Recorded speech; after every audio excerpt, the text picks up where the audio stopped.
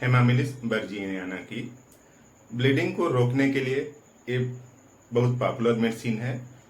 सभी लोग जानते हैं कि कहीं से भी ब्लीडिंग हो रही है तो उसमें हेमामिलिस काम आती है।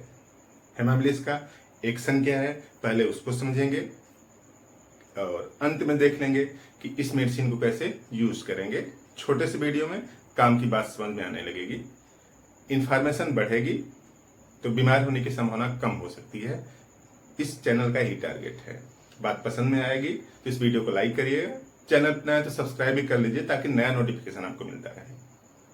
तो देखिए, हेमामिलिस का जो एक्शन है उसको समझने के लिए थोड़ी सी फिजियोलॉजी समझते हैं, उससे थोड़ा आसान हो जाएगा। तो देखिए, जैसे इस तरह से हार्ट है, हार्ट से दो नलियां जुड़ी होती हैं। इस तरह से मान लीजिए, मोटे मोटे तरीके से यूं समझ लीजिए, एक जो ब्लड दूर ले जाती है उसको आर्टरी बोलते हैं और एक जो ब्लड वापस ले आती है उसको क्या बोलते हैं, वेन्स बोलते हैं। तो आर्टरी से रक्त पूरे शरीर में फैलता है और पूरे शरीर से फिर इकट्ठा होकर वापस आता है हार्ट में। जिस नली के थ्रू आता है उसको क्या बोलते हैं, वेन्स।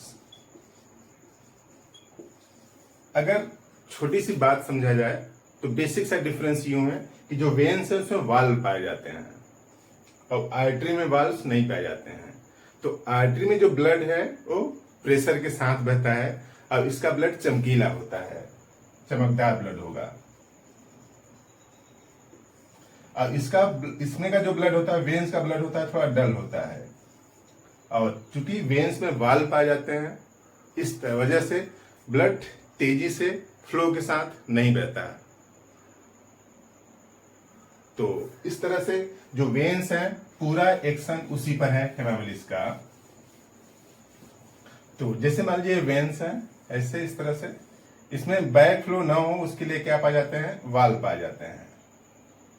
इस तरह से वाल्व होते हैं, वापस ब्लड न आ जाए, बैक फ्लो को प्रिवेंट करने के लिए उसमें वाल्व पाए जाते हैं। तो जो वेन्स होती हैं इसके चारों तरफ कई फाइबर्स होते हैं। इस तरह से ऐसे फाइबर्स लगे होते हैं। तो इस फाइबर को क्या कर देती है, रिलैक्स कर देती है। यानी बीमारी में फाइबर रिलैक्स हो गए हैं। तो रिलैक्स होंगे तो उसका जो डायमीटर है, आर्टरी का नहीं, वेन्स का जो डायमीटर है वो क्या हो जाएगा, बड़ा हो जाएगा। यानी पहले पतली थी अब मोटी हो गई है।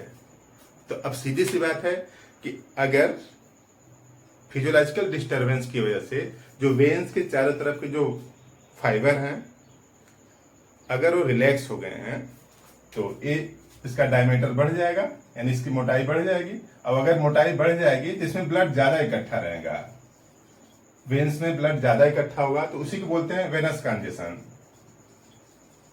वेनस कंजेशन यानी ब्लड यहाँ पे इकट्ठा हो गया है। अब इकट्ठा हो गया तो प्रेशर ज्यादा होगा ब्लड का, तो कहीं से फ्लो हो सकता है, हो जाता है, उसी को वेनस हेमरेज बोलते हैं।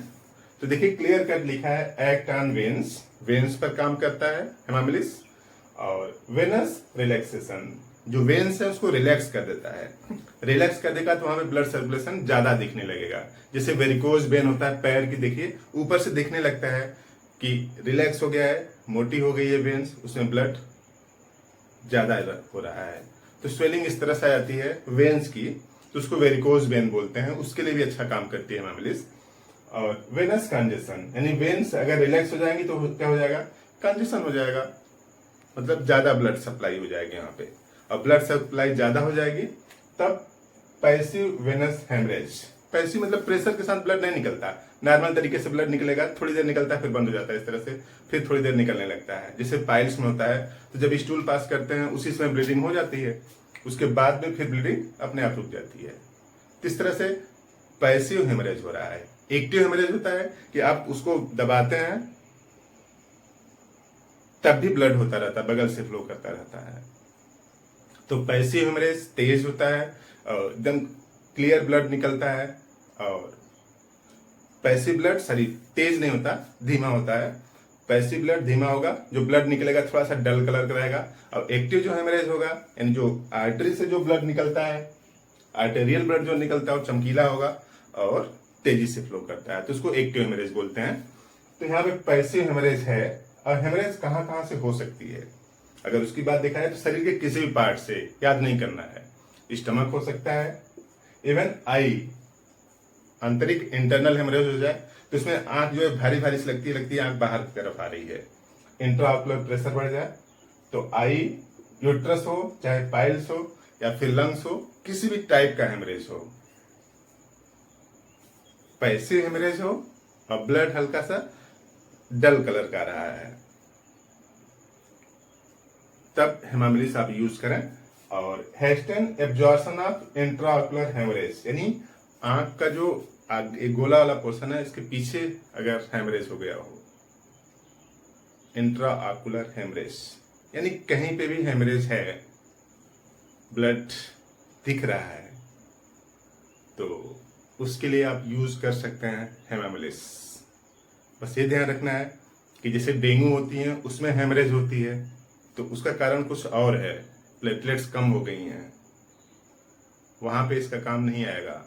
यहाँ पे तब एक्शन काम करेगा जबकि जो वेन्स हैं उसके चारों तरफ की जो फाइबर्स हैं वो रिलैक्स हो गए हैं। तो डेंगू का जो हेमरेज होता है वो अलग टाइप का होता है, उसमें ब्लड थिन हो जाता है, प्लेटलेट्स कम हो जाती हैं, इस वजह से हेमरेज होता है। तो इस तरह से एक होम्योपैथिक मेडिसिन है हेमामिलिस, उसको यूज करने की अगर बात किया जाए तो किसी भी मेडिकल स्टोर पर आसानी से उपलब्ध है। हेमामिलिस क्यू, इसका 15 बूंद लीजिए 3 टाइम 1/4 कप पानी में घोल के।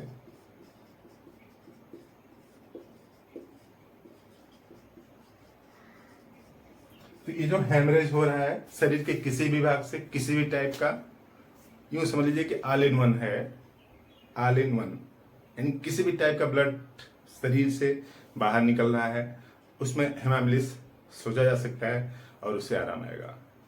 तो काम की बात आपने समझी, तो एक बार फिर से रिक्वेस्ट है कि आप चैनल को सब्सक्राइब कर दीजिए अगर नए हैं, और बात पसंद आई वीडियो को लाइक कर दें। आपने पूरा वीडियो देखा, थैंक यू।